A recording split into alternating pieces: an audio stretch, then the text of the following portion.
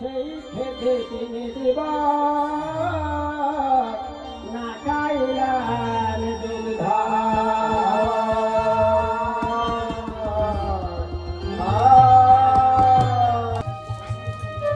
মাগো, আপনার বৃদ্ধা বয়সে একটি পুত্র সন্তান হয়েছে, তাই তো আমরা দেখতে এসেছি। না করি নদীবাসী বলে মা? বৃদ্ধা বয়সে সত্যি আমার একটি পুত্র সন্তান হয়েছে, হ্যাঁ, কিন্তু কি হয়েছে জানো? কি হয়েছে মা? সে আজ 3 দিবস জন্মগ্রহণ করেছে। জন্মগ্রহণ করেছি, জন্মাবধি দুগ্ধ পান করে না, দুগ্ধপান করে না, ক্রন্দন করে না, ক্রন্দন করে না, আর নখ দিলে আমার স্বরূপ সে দর্শন করে না।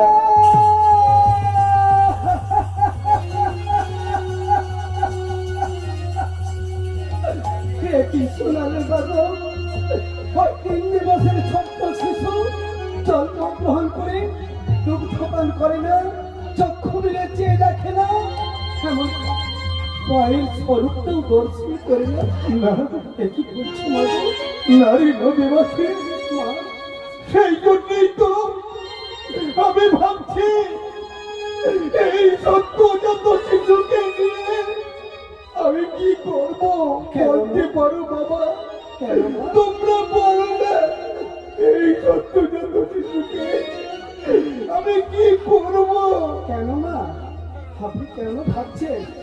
আমাদের সেই যে পূর্বকালের প্রথা রয়েছে না মা, সেই পূর্বের প্রথা অনুযায়ী ওই সদ্যজাত শিশুটিকে নবীনিম্ন বিক্ষেপ করে পঞ্চানন্দের স্থানে যে বন্ধন কি বললে বাবা?